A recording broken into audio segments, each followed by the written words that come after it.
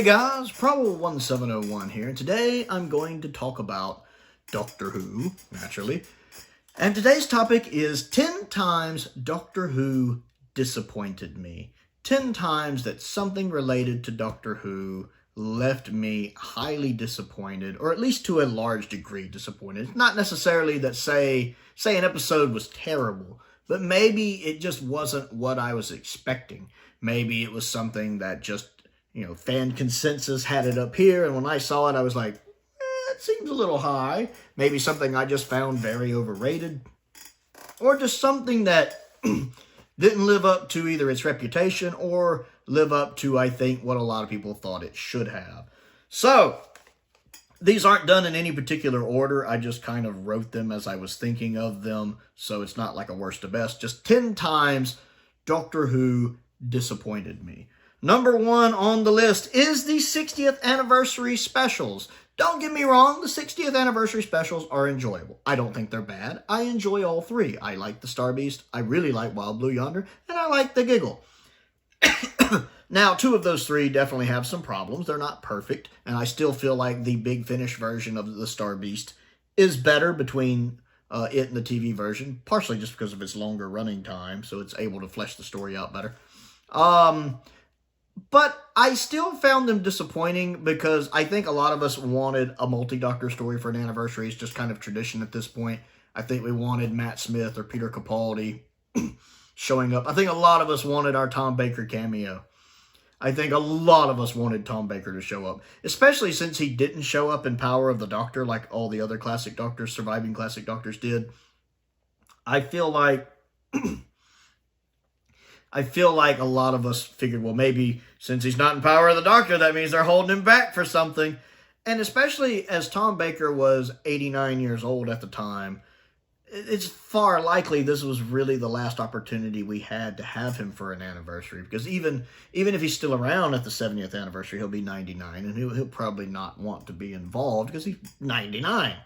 And so it just feels like a missed opportunity. Now, it's different if they reached out to Tom and he just didn't want to do it, which is what my understanding for Power of the Doctor, he wasn't available. But if they reached out for him, but I don't think they did that. I just feel like a lot of the hype for the 60th didn't get lived up to. I think a lot of people wanted the 60th to be like the 50th was, because the 50th was a big deal. Doctor Who was at the height of its popularity in the 21st century, and Matt Smith was a hugely popular Doctor, and his era was hugely popular.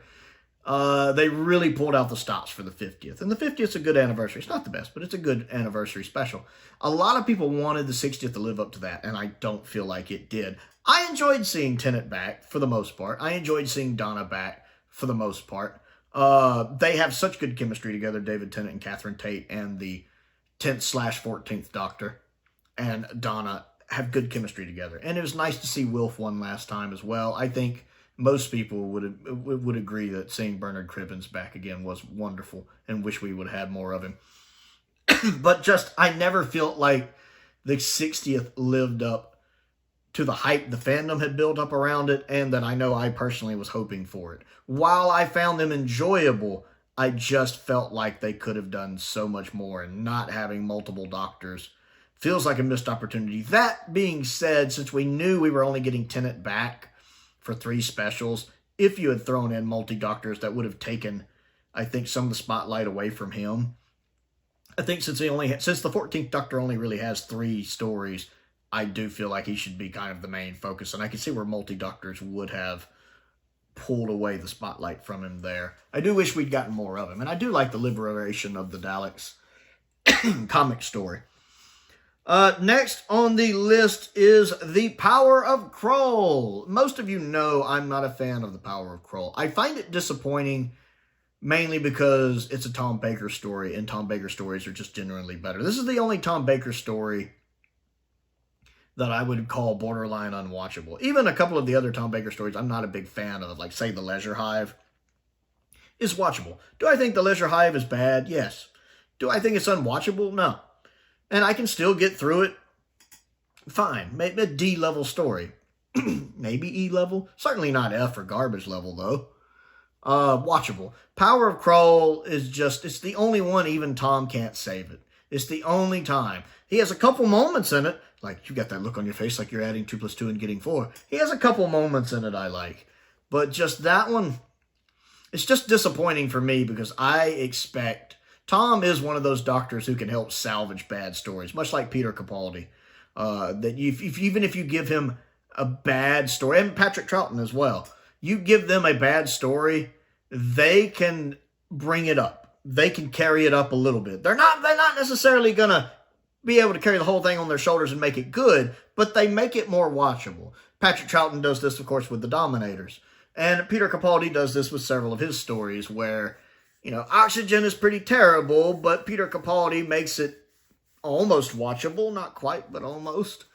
And there are several of his like that, including a few of his mediocre stories where he just bumps them up to another level. And even some of his good but not great stories, like, say, Smile. I like Smile. I think it's good. I don't think it's great, but I think it's good. But part of it is his performance sung it across, and his chemistry with Bill, which is fantastic. Power of Kroll just can't. It's the one time I feel like Tom just can't elevate the material he's getting. Him or Mary. And Mary's great. It's that bad. And it's not even so much the script is bad. It's Bob Holmes. Bob Holmes doesn't write a bad script. It's just the execution of the story that's uninteresting. If they could have reshot this one with a bigger budget, or say if it was made now, like, oh, hey, we found an old Bob Holmes script. Let's make this. And they made it with the technology they have now. They could probably make a worthwhile episode out of it. I'm not saying top tier. It's not Bob's best script. It's a decently good script, though. And even Bob Holmes thought Power of Kroll was a terrible idea. You know, wanting the biggest monster ever in the show with that show's budget, especially in the Williams era when inflation had just went through the roof. It's just disappointing because it doesn't live up to the standard that Fourth Doctor stories have. Because all the other Fourth Doctor stories, to one degree or another, are watchable. Even the Invasion of Time, which I'm not a big fan on, but it's perfectly watchable. Maybe not perfectly watchable, but it's watchable. Next on the list is Empire of Death. Ooh.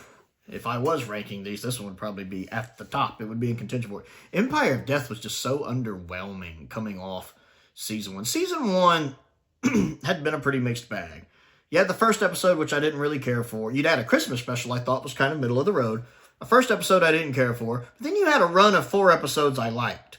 With Devil's Cord, Boom, 73 Yards, and Dot and Bubble. All being varying degrees of good and great. Of course, then you had Rogue, which I just couldn't stand. And then you had Legend of Ruby Sunday, which I thought was interesting and had a good cliffhanger to it. I liked having Gabriel Wolf back. I remember having a week where I was so excited that Gabriel Wolf was coming back and Sutekh was coming. Because Sutekh is one of the best one-off villains Doctor Who has ever had. I love Pyramids of Mars. Pyramids of Mars is considered one of the greatest Doctor Who stories of all time for a reason. It is a really good story. Matter of fact, the omnibus of it that was shown on repeat back in the 70s was the highest viewing figures Doctor Who had ever had up to that point. A record, I think, that stayed all the way up until City of Death. So it had like over 14 million views. It was hugely popular, the repeat of Pyramids of Mars. Very popular story. So there was a lot riding on the finale. They were doing right. It was I didn't really care for the redesign, to be fair. But it was a good cliffhanger. It was a nice build-up. I was happy to have Mel back. And I loved the fact they had gotten Gabriel Wolf back. To me, that showed they cared. And then you get Empire of Death, and it's just disappointing. I've talked about Empire of Death a lot.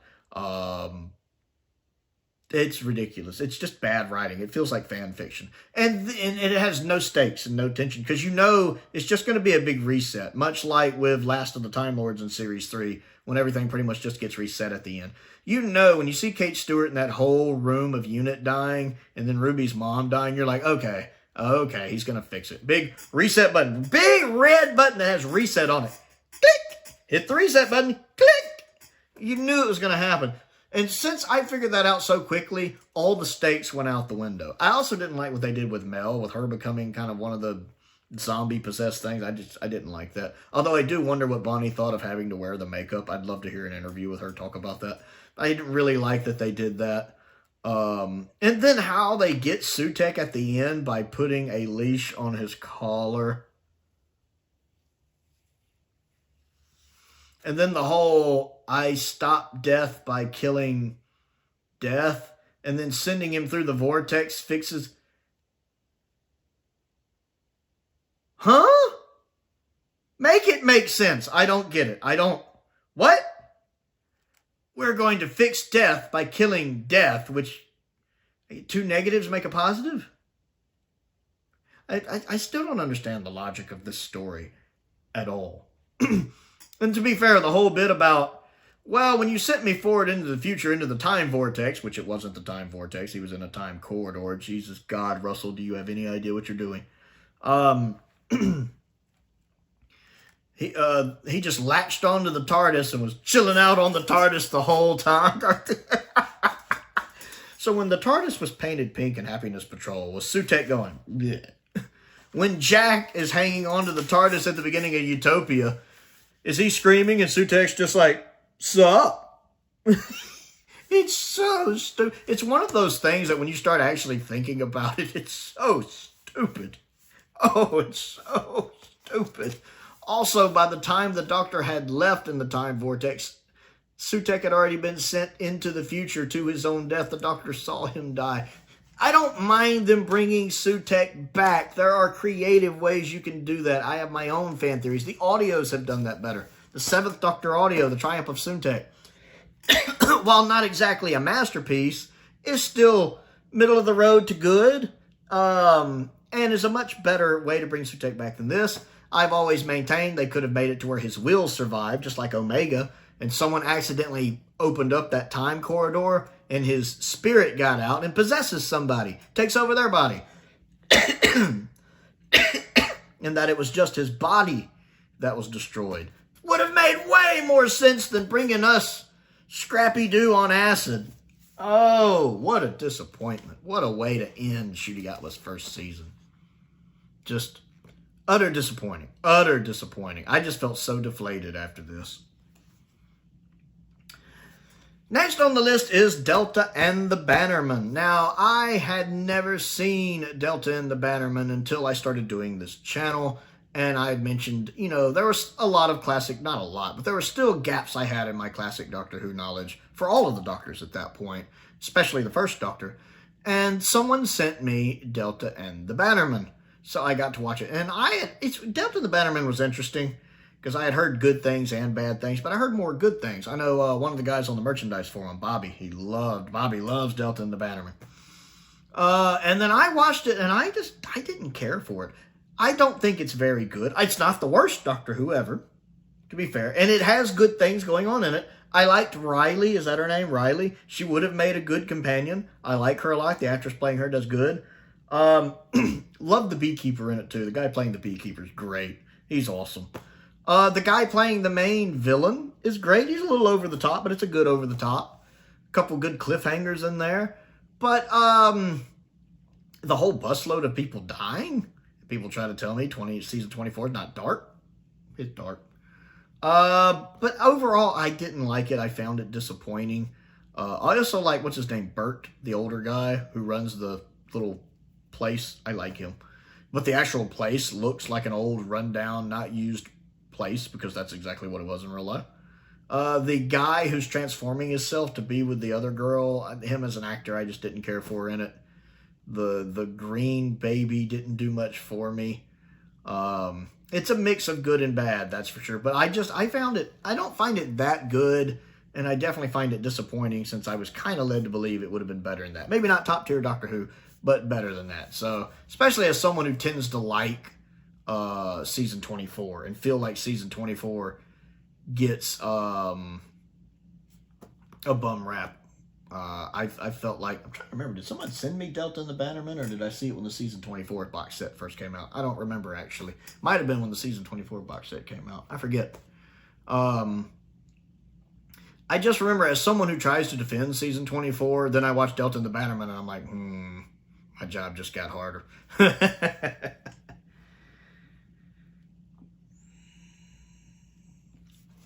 Next on the list is Spare Parts from Big Finish. The, of course, kind of origin, genesis of the Cybermen story that is just raved about. Everybody talks about how good Spare Parts is. Did not care for it. Did not care for Spare Parts at all. I don't know if I'll ever own it again. I finally listened to it because they had it on sale on the Big Finish website. It was like $3 digitally. I bought it. I listened to it. It's got such a strong reputation. It's one of those you always hear about. Spare parts, spare parts, spare parts. It's so good. You like the Cybermen, spare parts. I just didn't. I like the fact that it's a Nyssa doctor story with just a doctor and Nyssa. I enjoy that. But I didn't like the story. I didn't like having to hear the Mondasian Cybermen voice over and over. I love the Mondasian Cybermen voice. It's great in 10th Planet, but it's so overused here. And without the visual representation, it just gets annoying. And plus the hive mind Cybermen voice, I can't understand what the heck it's saying. I just felt completely underwhelmed by it. I know when I got to the end of it, I'm like, this is what everybody raves about? Really? If this had been the first Big Finish story I'd ever listened to, I might not have listened to another one. Because it was extremely underwhelming, very disappointing, and I just don't care for it. I don't think I'd ever go through it again, unless it's just like some kind of request or something, which, God, I hope not. I don't think I would ever want to go through it again, because I just didn't care for it. Next on the list is The Timeless Children. This one, now Timeless Children has a lot of problems. I've talked about that in several videos. One of the reasons it's most disappointing to me, though, was that Series 12 had been so good up to this point. Series 12 is pretty consistently good. I think probably the most consistently good we'd had since Series 5.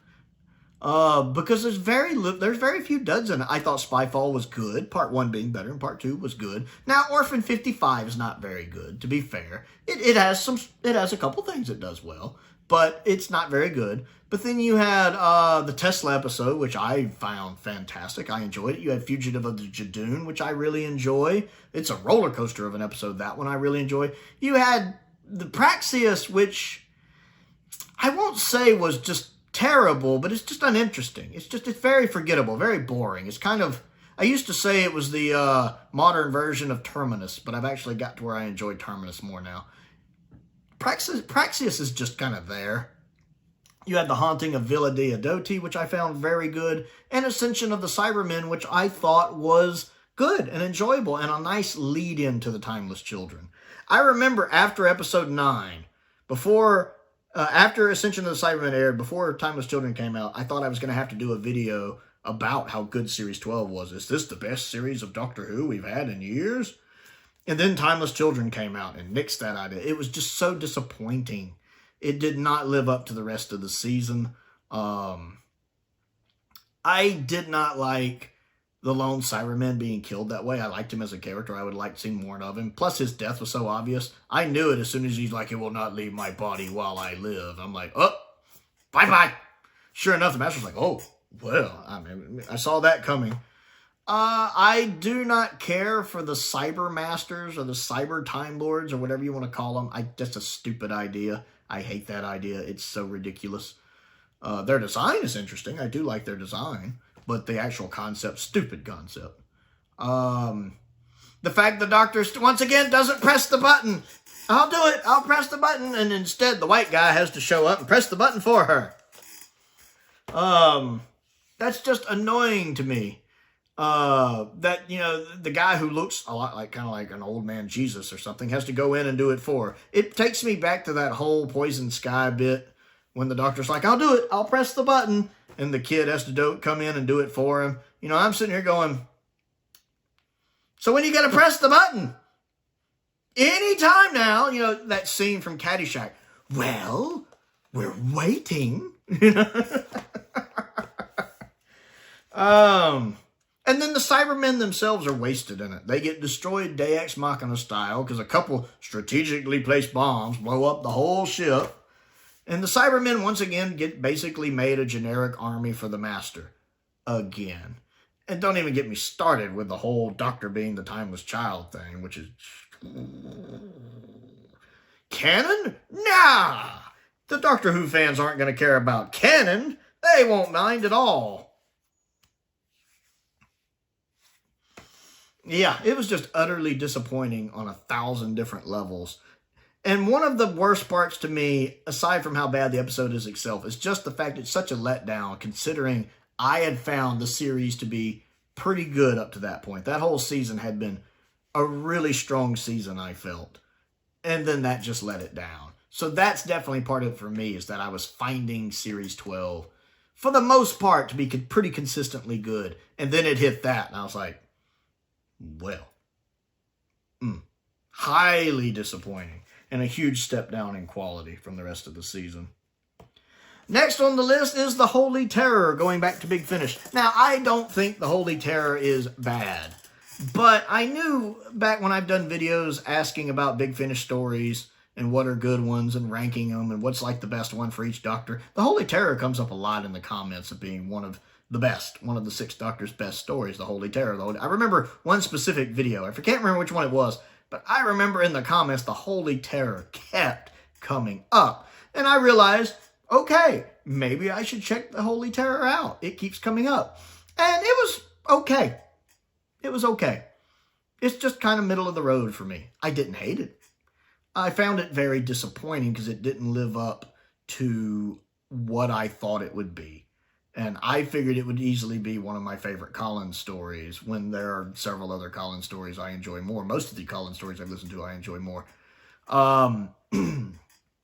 It just didn't quite... As a matter of fact, when I ranked Big Finish stories recently, this will probably go out before that will, Holy Terror is not overly high on the list.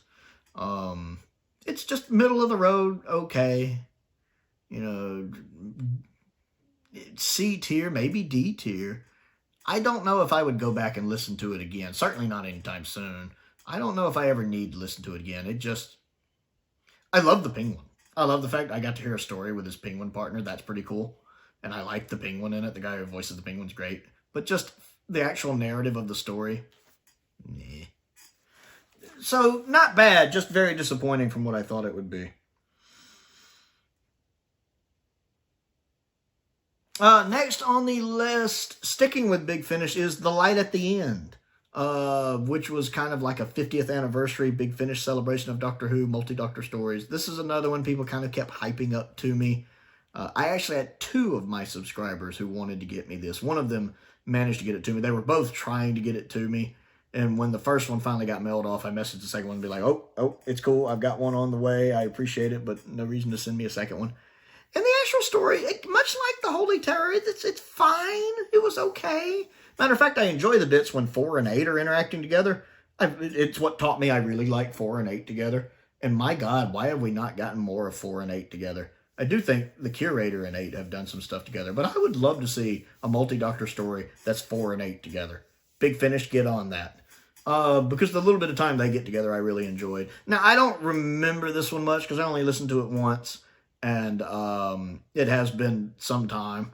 But I just remember it being okay, middle of the road. Not bad, but just not quite as good as what I had heard about it led me to believe. So sometimes it's good not to have preconceived notions of a story. And the fact so many people seemed like they really wanted me to listen to it when I just kind of found it to be middle of the road. Next on the list is the 13th Doctor herself. Now, most of the time when a Doctor is cast, especially being an American, I am not familiar with the actor, you know. I didn't really know who Christopher Eccleston was. It was only later I realized, oh, I've seen him in a couple other things, like Gone in 60 Seconds. Didn't really know who David Tennant was. Didn't really know who Matt Smith was. Didn't know who Peter Capaldi was. It was really Jodie Whittaker, when she was cast, I was familiar with, because I had seen her in Broadchurch. She's great in that. I had seen her in that episode of Black Mirror she's in. She's great in that. So I was kind of like, okay, let's see what the first female Doctor's going to be like. It's an actress I like. Maybe they'll do something interesting with her. I went in with an open mind, and I just never clicked with her Doctor a lot. Now, she has moments. I've, on the channel, said several times she has moments like the ending of Can You Hear Me, when she's facing down with the 2 gods, and she totally owns that scene. Or when she's being interrogated by the Grand Serpent in Flux, and she totally owns that scene. But there's a lot of times where she feels unsure of herself, where she feels like she's on the back foot, where she's 37 steps behind what's going on around her. She seems panicked. She seems flustered. She doesn't seem to know what to do. And I get in mind of, well, if the 7th Doctor was here, he'd be handling this. If the 4th Doctor here was, he'd be handling this. If the 1st Doctor here was, he'd be handling this. If the 2nd Doctor is here, he'd be acting the same way, but in his head, he would be handling it. Whereas this Doctor just seems confused. Now, not always. I love that in Spyfall, she just completely confronts the Steve Jobs guy, straight up asking him. That's pretty cool. She definitely has moments, but part of it, I think, is the writing. I know on Twitter they get mad. Jodie's okay, but the writing. And I don't even say that. No, there are times I feel like Jodie's miscast in the role. You can tell Jodie is not overly familiar with Doctor Who. I believe she has famously stated that Chris Chibnall told her not to watch the show before taking over the role.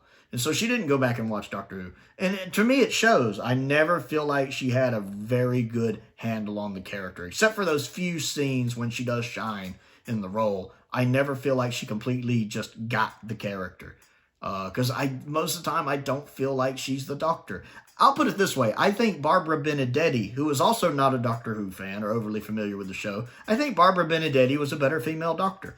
If you don't know who Barbara Benedetti is, she was the first female Doctor in 1984 and did 4 fan films, 3 of which are actually pretty enjoyable. The 3rd one's not that good. And I feel like Barbara Benedetti's a better Doctor than Jodie is. I think it's very telling that a lot of people prefer Jo Martin in her limited screen time as the Doctor over Jodie Whittaker. I just feel like the writing wasn't there, despite having some strong stories. Again, I liked Series 12 considerably. But she also had what I consider to be the 2 weakest seasons the show has ever had, with Series 11, which has 3 stories I like, but a lot of stories I don't.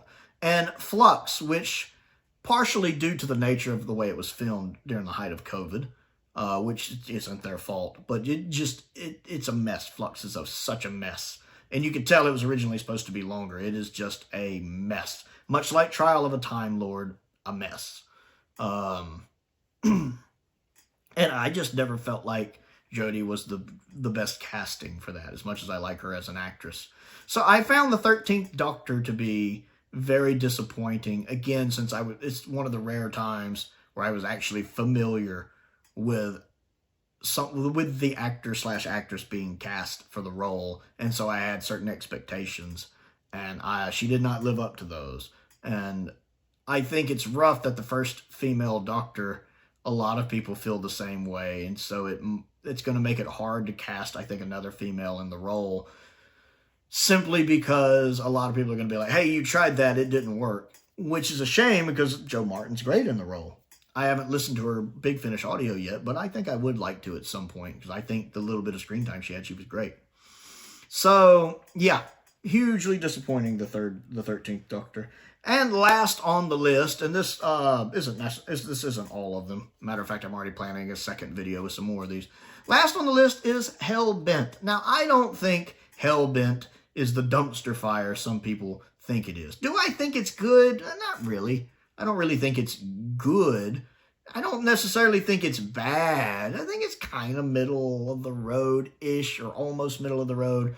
But coming off the back of Heaven Sent, it is a disappointment. Because Heaven Sent's amazing. I love Heaven Sent. One of the best Doctor Who episodes ever made. One of the best performances an actor has ever given as the Doctor. It's pretty much a one-man show, that story. It's written well. It's directed well. And Peter Capaldi is on fire. This episode lives and dies on Peter Capaldi, and he sells it. It's such a strong episode, and the way it deals with grief and everything else going on in it. It has a great twist, a great ending, a fantastic soundtrack. And so, coming off of Heaven Sent, your expectations for Hellbent are super high, especially considering it's the series finale, the season finale. You expect a lot of things, and the fact the Doctor's back on Gallifrey, it sets up for a big final episode for the season, and it just doesn't live up to that. Hellbent does not live up to that for me. The Doctor losing his memory, I don't really care for. Clara pretty much becoming the Doctor. You know, we make jokes about the show turned into Clara Who, and it practically does. Clara's basically immortal at the end. Not exactly like the Doctor, but she has that long lifespan, a lot like the Doctor. She has her own TARDIS. She has her own companion. And Peter Capaldi even says Clara who at one point. It's like Stephen Moffat did it just to troll us. And that's annoying for some of us that just get irritated by Clara. Yeah, it's underwhelming. It's just very disappointing. It's not garbage. As much as I hate the stuff it does with Clara at the end, the episode as a whole is not garbage. I don't think it's good by any means. It's just kind of D to E tier without being F to G tier. G being complete garbage. What I also call the Whittaker tier sometimes. It's not that. It's just very disappointing coming off of Heaven Sent. Much like The Timeless Children, which is still complete garbage, but part of the reason it's garbage is that Series 12 was so strong, for the most part, up to that point. So that's 10 times Doctor Who disappointed me, and I have a second list of this coming out eventually. I want to know what you think of the ones I've discussed today, and what are 10 times Doctor Who has disappointed you? Comment down below, and let's talk about it. Don't forget to click the like button and the subscribe button as well. I also have a Patreon if you would like to support me on that. That does help me keep the bills paid. I want to give a shout out to some of my top tier patrons: Colin Coney, Sam Venning, Unknown289, Finn Perkins, and Paul Gibbons. I appreciate their support, as I do the support of all of my patrons and my YouTube members. It's very much appreciated. I have a P.O. box if you would like to send anything for me to look at and review. That's down there in the description as well. I love getting fan mail. I also have a link to my Amazon wishlist down there and a link to my Amazon wishlist down there as well. Most importantly, thank you for watching.